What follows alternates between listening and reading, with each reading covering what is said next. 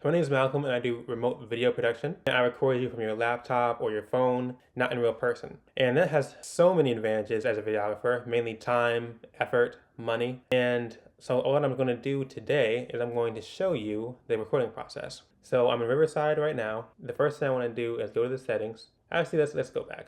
Let's go back to how it actually starts. So the first thing I do is I create a studio. I already have a bunch of studios, but I imagine the first thing you do is create a studio. Let's not actually do that. That's pretty simple. You can find that tutorial online.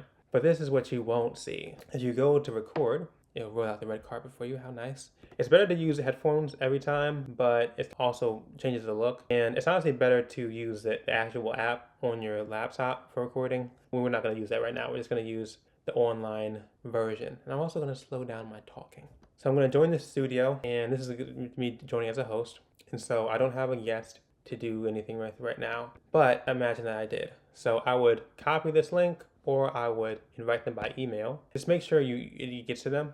And you can be a guest. You can also be audience or a producer. But the producer is just someone who assists the host and tunes the settings. And I do that sometimes if I don't want to be recorded. So a lot of the time I do client testimonials. And so for that, I would be the producer, which you might have seen the little thing down here in the last screen that says, do you want to be a producer? And if I did that, I would not be recorded. Instead, I would be able to talk to the person, but I wouldn't be in the final recording. And so there's that. If you go up here, you have the ability to live stream. That's not what we're doing right now. It's not what we're doing right now. But the settings is what's important. You can do audio only, but we're not doing that right now. I need to stop saying that. We're doing audio and video. The basic that you get is 720.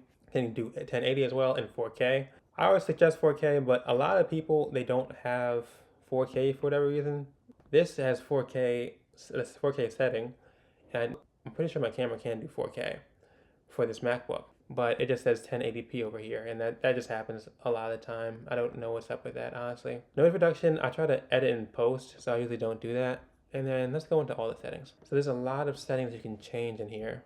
Excuse my dogs, if you can hear that. A lot of different settings. When it comes to recording, just keep everything as it is. Oh, so that's what you have to do. Go to the 4K. Frame rate at 24, 20, 30. Goodness. Frame rate is there, language, countdown timer. I try not to do a countdown timer just because the main reason that I like Riverside is because people are a lot more comfortable on camera on like Zoom in Riverside than they are in like when they have an actual big old camera. And so the reason I do that or do this is because not only is it convenient, saves them money, saves them time because you can do a cheaper package, but also because of Zoom, people can just like rant and they feel comfortable. Versus if you have kids, if you have old people, if you have anybody, they're usually really nervous on camera unless they're talking like documentary style. But if they're talking straight to the camera, like just looking at it like this, yeah, they're gonna freeze up. It's gonna take a while. So speaker is how you decide where the sound plays out, and that's why it's better to have headphones because it just works better with the sound. So I would suggest figuring out some type of headphone situation because most of the time you shouldn't be the one. It's not like a podcast. You shouldn't be recording yourself. You should always have a third person. If you're going to do two people, or if it's going to be one person, you should be the second person. The camera, you can choose that. You can also set up with Epoch Cam. You should look that up, Epoch Cam. You can set up a way to do your phone on there. And sometimes your phone is a better camera than, or oftentimes, if you do it right. And then you can monitor on your laptop. The microphone, you can choose as well down here.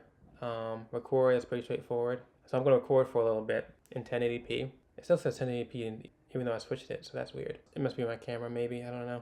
But I'm going to stop it so it can process. It goes in processes right here. And then there's a script and a teleprompter. So that's pretty useful if you're recording by yourself. And that's what I do half the time. Half the time I just record by myself, or I'll record in OBS and then upload it to Riverside because in a separate video I'll be showing you how to do the editing part of it. Because editing probably is the best part, where it's AI driven and it's the best AI I've seen. I know people talk about Opus, but I've never really tried that one. But this is really fantastic. I've tried a lot of different ones like the script, but this is really by far the best, at least from one. That's contradictory. And so you can do this. You can also change this for, this is where you change it for the guests that you have. The same thing that's down here. This is their version of it. You can do visual effects. I've never done that, but I will do that in the future. In a future video. This kind of simplifies all the info for you. The max quality. So this is a max quality, but the current quality down here is 1080. And then we'll go to the live stream stuff later. The branding, you can add branding stuff. You can change the way the grid is. It would make more sense if there were more people here. But that is the basics. You can even change the name. So I can say Riverside. I know how to spell. And yeah, once you record it and it processes, it goes up to here. And then, well, not there, but you can also do a test recording that just tests the recording. Duh. But really, you can tell the upload is complete by up here, but then the recording is down here. So you can go here, and this is where you see the footage. And the nice thing is, I'm not going to show you the whole editing thing right now, but let me close this out. That's not what I need to see. You can get the actual footage, so you can go to Premiere and just take it from there, or Final Cut, whatever. Or you can go in and edit it. And you can also, the cloud is for if it messes up somehow, which happens sometimes, but usually not. It has like low quality recordings. But the cool thing about Riverside is that it records locally, meaning that it records from like internally, your internal system. So that just means it's not using the internet. It's using the internet so you can talk to each other or see what's happening. But in terms of the recording, it's happening locally, if that makes sense. The transcript is down here. That's useful to know for like ChatGPT and stuff, for making text and copy afterwards. And then if you go into the editing, so this tutorial is really about the recording process, but I just want to show you real quick that one nice thing is that I'll go into this later, but if you export it, you can export it into Premiere or Final Cut. And that's why I want to stop today. But trust me, this is worth it. You definitely want to check out Riverside, and you definitely want to incorporate it into your videography business.